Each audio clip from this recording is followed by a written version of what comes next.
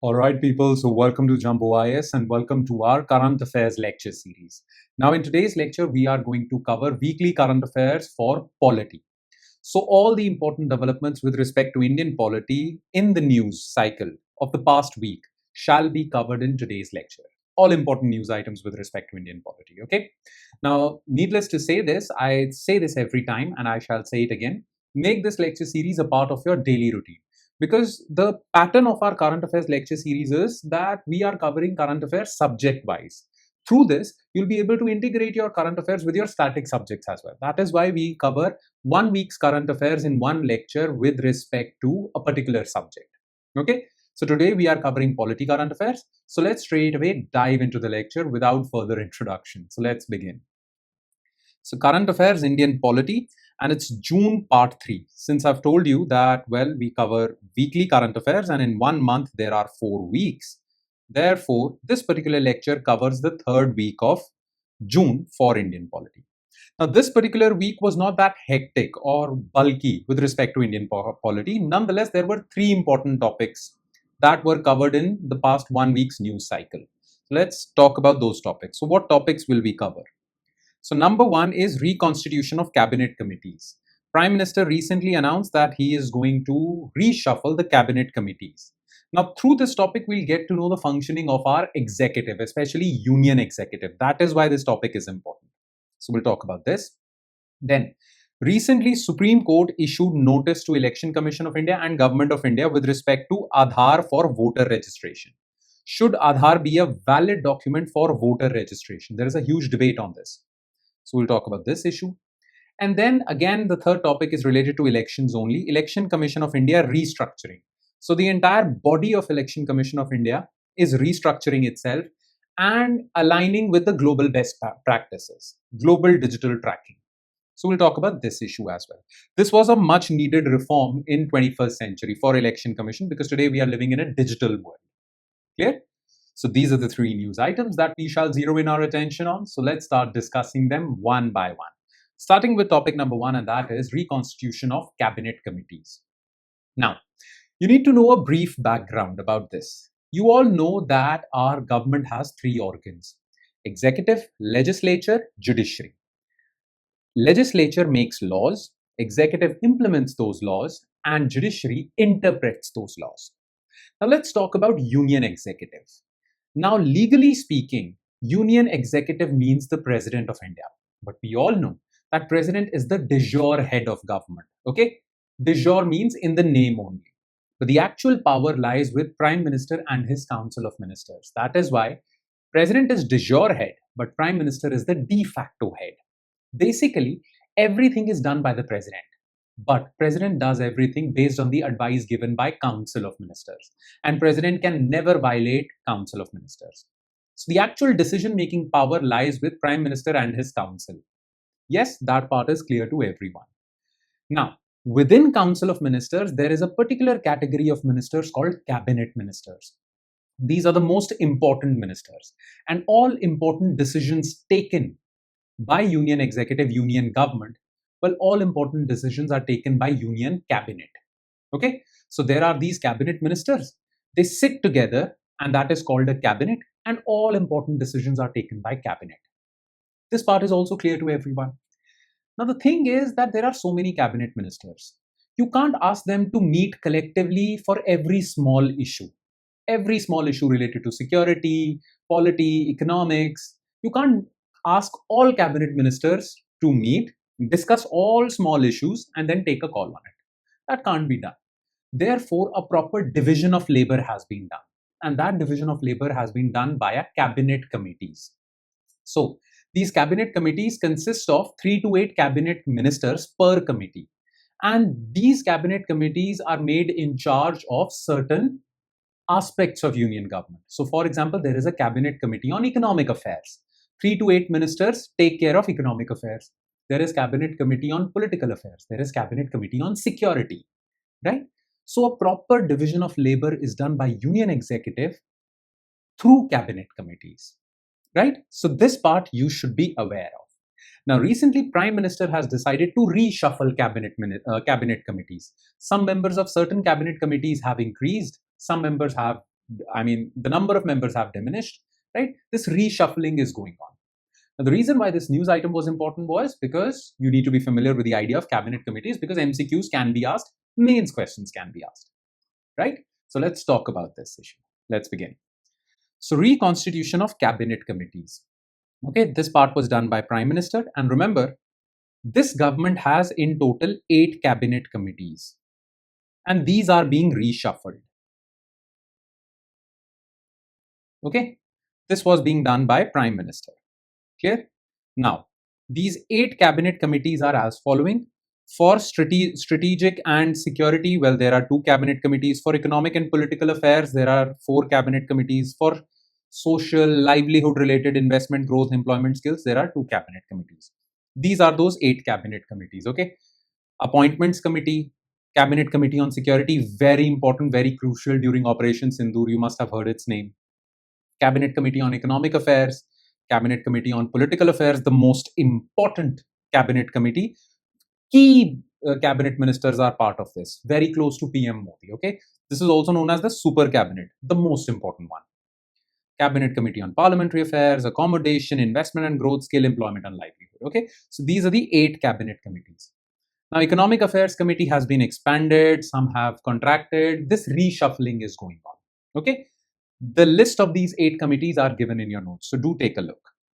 Now, let's gather some more information about cabinet committees. Okay, so remember, what is the legal status of cabinet committees? There is no law that creates these cabinet committees. Okay, so these cabinet committees are not statutory. Remember this.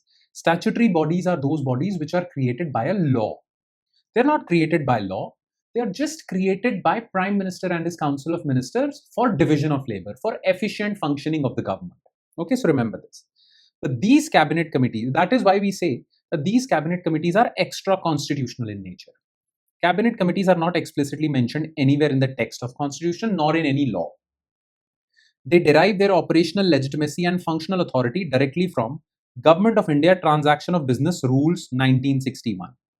So these rules were created by President in 1961, and based on these rules, the government functions.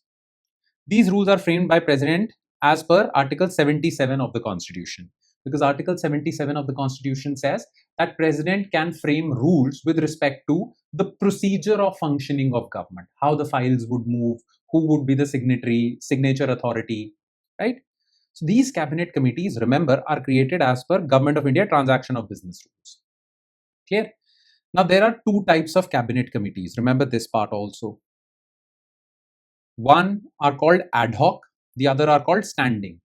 Standing committees are these 8 cabinet committees. Standing means they are permanent in nature.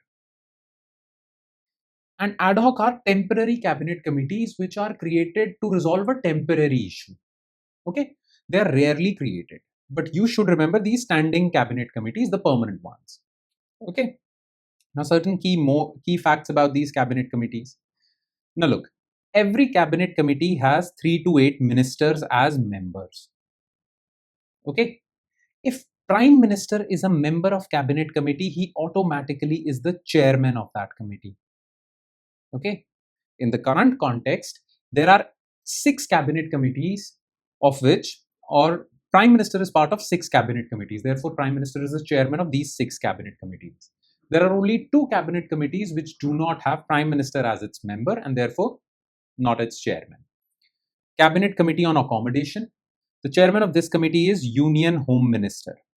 And Cabinet Committee on Parliamentary Affairs, well, Defense Minister is its chairman. Now, it is up to the Prime Minister to include non-cabinet ministers as members of these committees. They can do anything. So they can include non-cabinet ministers as its members, some other people also as its members. The prerogative is completely with the Prime Minister. He can do anything. Like for example, in Cabinet Committee on Security, NSA Ajit Doval is generally called, who is not a cabinet minister. So it's up to the Prime Minister what to do. Clear? But generally, this is the situation. Make sense? Now, why were cabinet committees created in the first place? What's their utility? So number one, it reduces transaction cost. How? Because for every small decision, if you'll call the entire cabinet of 25 ministers, that would increase the cost of taking every decision, because you'll call them, there would be expenses in calling them, all this thing, right? So for small decisions, what happens is you just call 3 to 4 ministers for a particular issue which is related to that cabinet committee. So reducing transaction costs. Then it fosters interministerial coordination, because if you have to take a security related decision, then home minister, defense minister, prime minister and other ministers would be a part of that. There would be coordination between these different ministries, so it fosters that. Plus the principle of collective responsibility. So what happens? Okay, how are decisions taken? So the decision is taken by, let's suppose, cabinet committee on security, the final decision with respect to a particular security matter. The decision is taken. Now the decision goes to the cabinet, which gives approval, which generally gives approval. Okay, it's just a stamping authority. And the decision goes to the president, on whose name the final decision is taken. That's how it happens. So whatever decision has been taken by cabinet committee on security should be acceptable to all cabinet ministers, including those who are not member of this committee. Okay, this is the principle of collective responsibility, that cabinet takes decisions as one unit. Make sense, right? So this is the functional utility of that. Now there's a difference between cabinet ministers and cabinet committees. This is given in your notes. Okay, this table, entire table. So do check this table out. It's very simple to understand now that you have understood the entire topic, right? And we shall quickly move on to next topic of the day, and that is SC notice on Aadhaar for voter registration. You know, there is this problem, and that problem is, and it's very important because the case went to Supreme Court and Supreme Court has issued a notice on it. What happened was that, well, we are issued Aadhaar cards. Aadhaar cards are proof of our identity. That's what we were told. But if you carefully look at the Aadhaar Act under which Aadhaar cards are issued, so there is a law called Aadhaar Act made by Parliament. In that law, it is written that Aadhaar is not a proof of your citizenship or your domicile. It's just your ID card. It's not a proof of your citizenship. Clear? So in Aadhaar Act, it is clear that Aadhaar card is just an identity proof. It is not your citizenship proof, domicile proof. Clear? So this is there. This is Aadhaar Act. Then, if we talk about Election Commission of India is creating voter list. And in that voter list, Election Commission of India is accepting Aadhaar card as proof of your residence, domicile, and your name in the voter list. Kind of, you can show your Aadhaar card to prove that you're a citizen and you will be inducted in the voter list. So we can safely say that Election Commission of India is violating Aadhaar Act. Yes, because Aadhaar Act says that Aadhaar card is not a citizenship proof. But Election Commission of India is giving you voting rights based on your Aadhaar card. How can this be possible? Right? Both these things are contradicting each other. And it can be possible that there are certain people who are not citizens of India but have an Aadhaar card and they are included in the voter list. Now, this is really problematic. Non-citizens are voting in India, and this has been an issue, right? So someone filed a public interest litigation in the Honorable Supreme Court of India, and Supreme Court of India is seeking answers from government and Election Commission of India by sending them notices. This was in the news. So let's talk about this issue in its entirety. Clear? So SC notice on Aadhaar for voter registration. The notice was prompted by public interest litigation filed under Article 32. So Article 32 says that if any of your fundamental right gets violated, you can directly approach the Supreme Court. Generally, you cannot directly approach the Supreme Court. You will have to go to District Court, then High Court, then Supreme Court. But in case of fundamental rights, Article 32 says that you can directly approach the Supreme Court. So someone did. Someone said that, look, non-voters are also being included in voter list. This is violation of my right to equality, Article 14. And it is also violation of my freedom of speech and expression, because voting is a form of expression. If non-citizens are also voting and basically changing election results, then my speech and expression, voting is my expression, it is getting diluted. So freedom of speech and expression, right? So someone filed a PIL saying that my right to equality and freedom of speech and expression are being challenged by this problem, which I just narrated, Aadhaar card problem. Okay. So what's the debate? What is the issue? Well, Aadhaar Act says, Section 9 of Aadhaar Act explicitly states that Aadhaar numbers or authentication cannot be treated as evidence of citizenship. It is just your ID proof. Okay. But Form 6, what is Form 6? If you want to register your name in the voter list, you have to fill Form 6. Now, Form 6, when you fill Form 6, they ask for your Aadhaar. And Election Commission of India considers Aadhaar to be a valid proof of your name, residence, age, and domicile, and your citizenship also. Don't you think these two are in conflict? Aadhaar is just ID proof, not citizenship eligibility. In fact, Election Commission of India should use Aadhaar card for identity only. Okay, they should ask for your Aadhaar card not as a proof of your citizenship, but as a proof that your name is not duplicated. You are what you say you are. Your name is this, for ID proof, but not citizenship proof. Other documents are for that. This is the problem, key problem. Okay. Now, other statutes that are involved in this, Section 23, Clause 4 of Representation of People's Act. Okay. It says that valid citizenship test should be taken to include your name in the voter list. Then, remember I told you, the person who challenged this in the Supreme Court said, if you are including non-citizens in the voter list just because of Aadhaar card, my Article 14, right to equality, my Article 19, freedom of speech and expression, they are getting violated. Okay, so remember these articles also. Clear? Plus, he also said, the PIL also said that Article 355 says that it shall be the duty of union government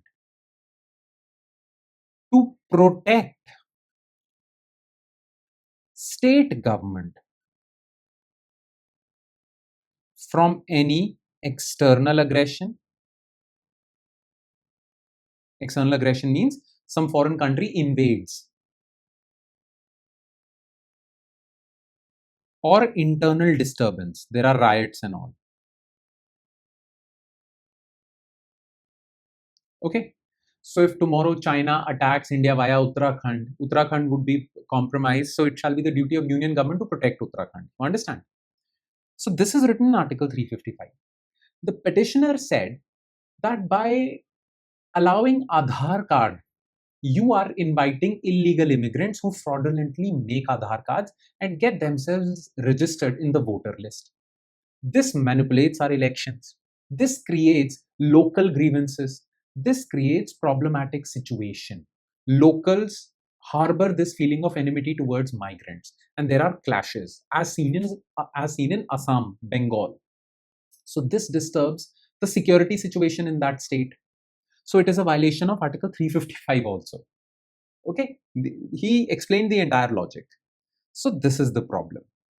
Now, the Supreme Court has not given a verdict on this, but the Supreme Court has issued a notice, okay, seeking reply from Election Commission and Government of India. Once they will file their reply, then the case will go on. Further arguments would go on. But the case is in its initial stage. But you need to understand the petition. Okay, this is that.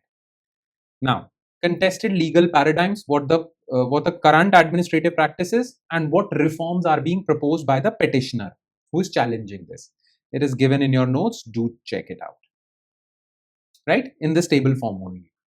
All right. And now let's move on to last news item of the day, and that is Election Commission of India restructuring and global digital tracking. You see, earlier, Election Commission of India's role was more offline. Okay, it was more offline. Voter registration, conduct of elections, nothing was online except registering in the voter list, filling forms online. That's about it. For that purpose only, Election Commission had a website. But now, in the 21st century, in this digital century, everything is moving online.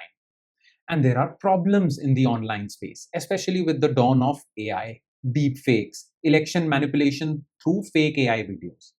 Now, to conduct free and fair elections, well, Election Commission of India should have a digital wing also, right? So, Election Commission of India has decided to restructure its entire organization. It will have one offline wing, which will perform the traditional roles, and it will have one digital wing.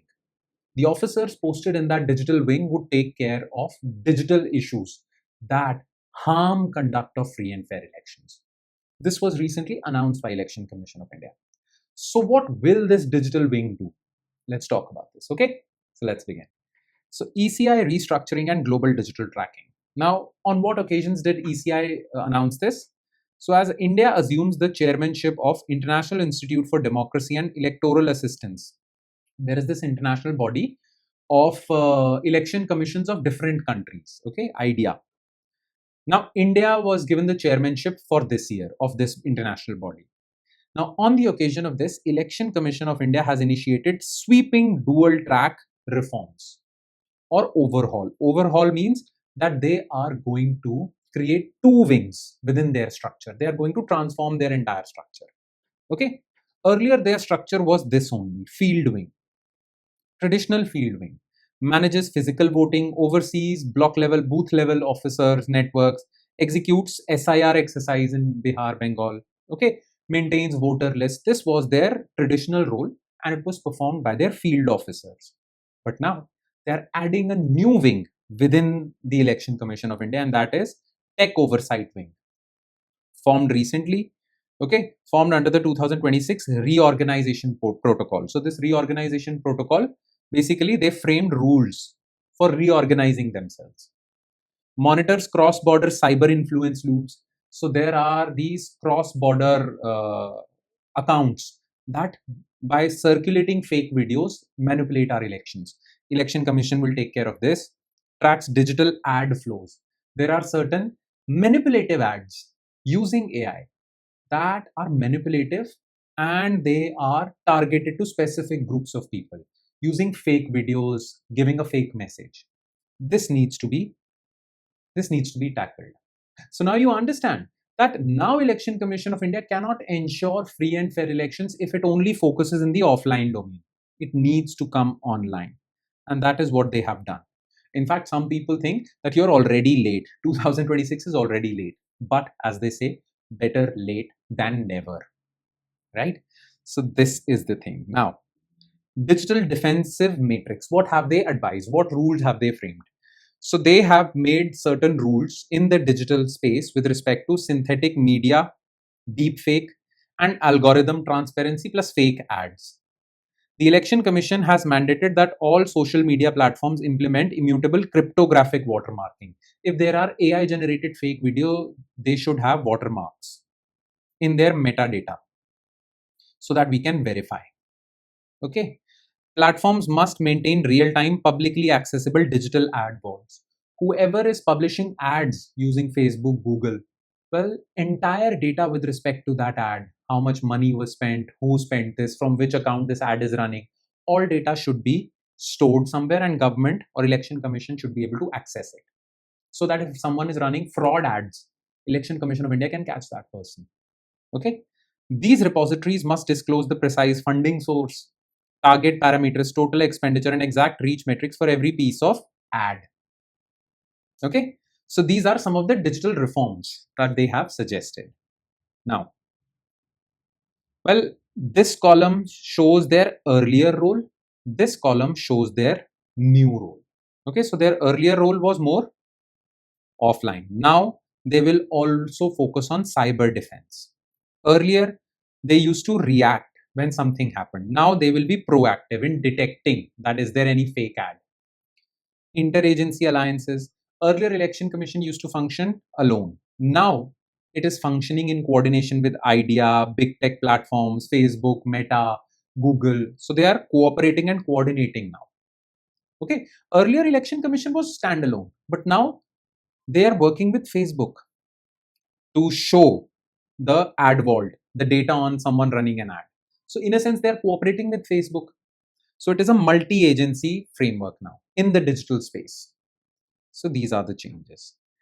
Now, Some people are criticizing this, and for very good reasons. Reason number one, well, giving too much power to Election Commission of India. Okay, Election Commission of India can do anything with social media platforms. Giving too much power to Election Commission of India vis-a-vis social media platforms can be misused to harm freedom of speech and expression. This is one problem. Plus, there is a limit to which Election Commission of India can tackle these digital threats. Why? Because most of these fake accounts who are manipulating Indian elections are registered outside India. Election Commission of India has jurisdiction in India. But if there is an account in Thailand who is sending fake videos, that account will keep on sending fake videos using different channels. What can you do? You cannot find this person without cooperation from Thailand. You cannot catch this person or jail him, right? So this is the limitation, this yellow box. This is a threat that this problem or these sweeping changes can be misused, right? That would be all. So with that, we conclude today's session. So thank you so much for watching, everyone. And I'm sure it has added value to your preparation. I'm sure about it. Just stay consistent and regular and make this lecture series a part of your daily routine till your next exams. Because if you'll do that, you'll be spending just 30 to 45 minutes of your time. 30 minutes of lecture, 15 minutes of revising it from the notes. Just 45 minutes of your day, but your entire current affairs portion would get sorted. Okay, you don't have to worry about your current affairs portion as far as your UPSC exam is concerned. Okay, so make this lecture series a part of your daily routine. And on that note, I shall take your leave with the promise of seeing you again with another lecture in this lecture series called Current Affairs. Thank you, everyone.